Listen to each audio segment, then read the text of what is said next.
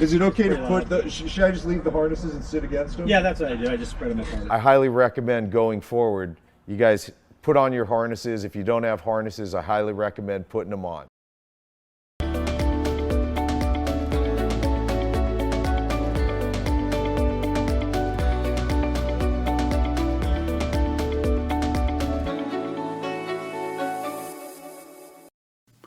Welcome to this unique safety share brought to you by Safety Culture Strategies. I'm Mike Kinney, your host. Historically, there have been a series of challenges with some traditional safety chairs. Examples include having to stage the incident, static pictures of the hospital exterior, low-resolution videos, and monotone voiceovers that can drone on and on. Blah, blah, blah. Blah, blah, blah. Blah, blah, blah, blah. In other words, safety shares that can be somewhat dry in nature and in some instances, downright boring.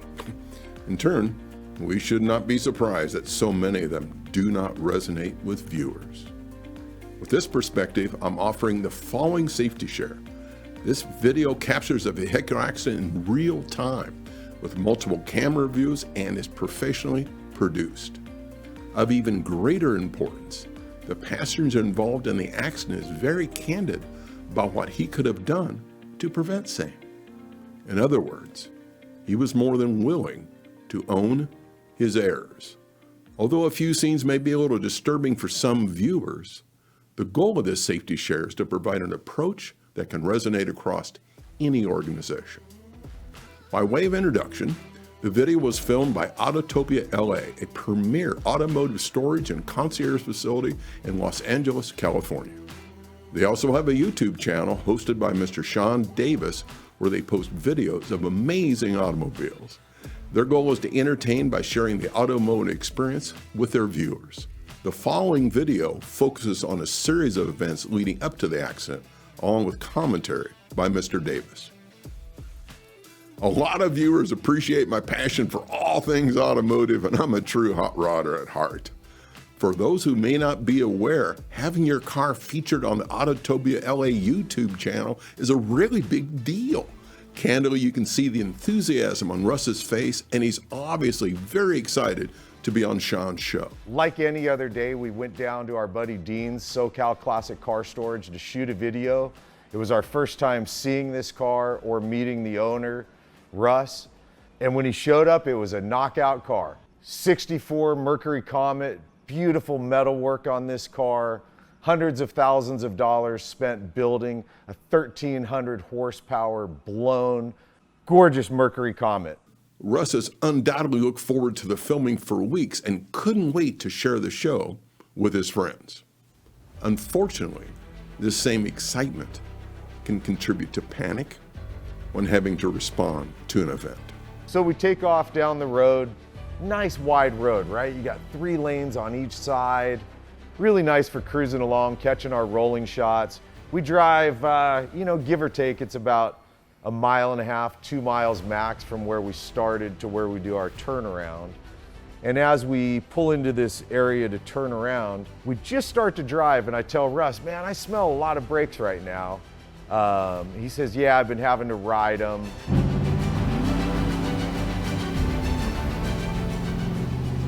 That little bit of brake I smell? Yeah, I just turn the rotor. Plus, I'm riding it as an idle. So you gotta kind of be on it the whole time to go slow. Wow. It is interesting to note that Russ accepts having to keep his foot on the brake to drive the speed limit. In other words, he got used to it. From a safety culture perspective, this is commonly referred to as organizational drift. In a similar manner, when Sean talks about the smell of burning brakes, he accepts Russ's explanation without any further discussion. This is a great example of the halo effect, where someone of perceived expertise or authority explains away a potential concern. In less than 7 seconds, Russ went from having the time of his life to crashing his prized possession, as well as injuring himself and a celebrity. This reinforces the importance of being prepared when encountering the unexpected.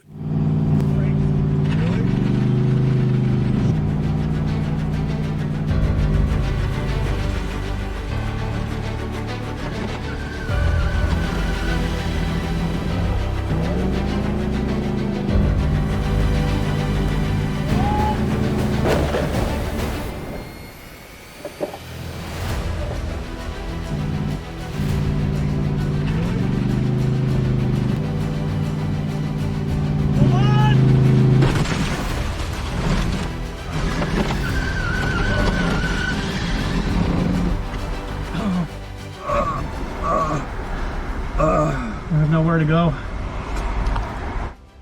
At about 45 miles per hour, we hit a minivan. We also lightly grazed off of another car. Because I was wearing the lap belt only, my face smacked the metal dashboard to the point where I left teeth marks and a dent in the metal dashboard. 4 new teeth later, about 30 stitches to put my blown up lip back together. Russ straight armed at the point of impact, natural response, and completely blew out his right elbow. Between both of us, a lot of dollars in hospital bills.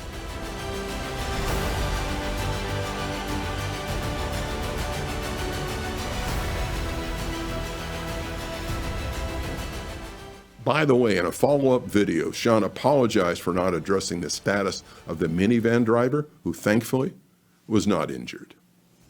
There's points that I learned from this that I hope we can pass on to you guys, because a lot of us, I promise you, don't even put the thought into this.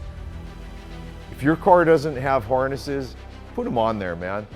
I highly recommend it, even if it's a shoulder harness, just to give you something more than a lap belt that all it does is simply hold you, for the most part, in the seat. I highly recommend, whether or not you're 100% sure that your brakes work, I can't recommend enough regularly tech inspecting your car. They do it every time people go out to autocross, track days, any form of performance driving. Cars are getting teched. Regularly tech your car.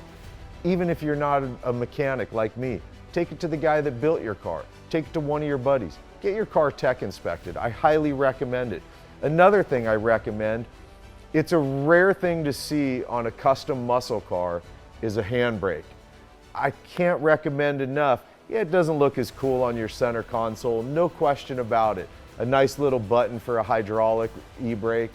I can't recommend enough a grab brake right here. Had we had one, who knows, maybe we would have slowed up enough that the impact wouldn't have been as dramatic to either one of us, to the person that we hit, or to the vehicle that Russ took 23 years to build. So that's the bad, the skinny, the gnarly, the nasty of what happened here. The good news is, as you can tell, I've for the most part healed up. I'm gonna, for the rest of my life, feel like I have a fat lip. Feels like I got popped in the mouth a couple days ago. Dealing with back pain, but I trust that we'll get all the way through this and I'll get my back to 100%, but doing really good. Like, I ride my motorcycle, I'm active, I'm back out living my life. Russ is doing great. We saw Russ a couple months back. He came up here to the shop to hang out one day, and he's doing really great. His arm, he had most of his mobility back, was doing physical therapy, doing well. So gratefully, both of us are gonna get about as close as you can get to a full recovery from this. The car, at some point, Russ is gonna revisit it. Right now, it's just, it's all too close. He's got a lot of things going on in his personal life, so the car's been put on hold for now. But at some point, he's gonna rebuild that car, get it back on the road, and I look forward to, believe me, when it's ready to go, I will get in the car with Russ again. We will put our harnesses on. I know his brakes are gonna be great, and we're gonna have a super fun shoot with him, and we're gonna get to show you just what an extraordinary car this 64 Mercury Comet really is. Later. Wow! By now, you're probably somewhat taken aback by the images, as well as Sean's candor and honesty. Viewed from a safety culture perspective, I want to offer a few topics for your consideration. At the risk of sounding like a Monday morning quarterback, you probably identified actions that could have prevented the accident or reduced its severity. Having said that, hopefully you apply that same thought process regarding accidents in your workplaces versus just thinking, nothing could have been done. Are you willing to call a timeout or work pause when something just doesn't feel right? Finally, do you have the courage to be like Sean and own your errors? I certainly hope so. You and your company will be the better for it. Before I close, I have to thank a series of individuals. Big shout out to Sean Davis for his willingness to be so candid, as well as allowing me to use his video. Also want to thank Rigel Studios for the valued assistance in the production of this safety share. Finally, I want to acknowledge the wise counsel and insight provided by a very good friend, Jeff Beausoleil of Beausoleil Enterprises. I encourage all of you to pass on this safety share to your coworkers, your friends, and neighbors. I also encourage leaders to ensure the takeaways are discussed during routine management meetings. As I've mentioned on numerous occasions, every company has a culture, but is it the culture you want? Until next time, wishing you all the best in your safety culture journey.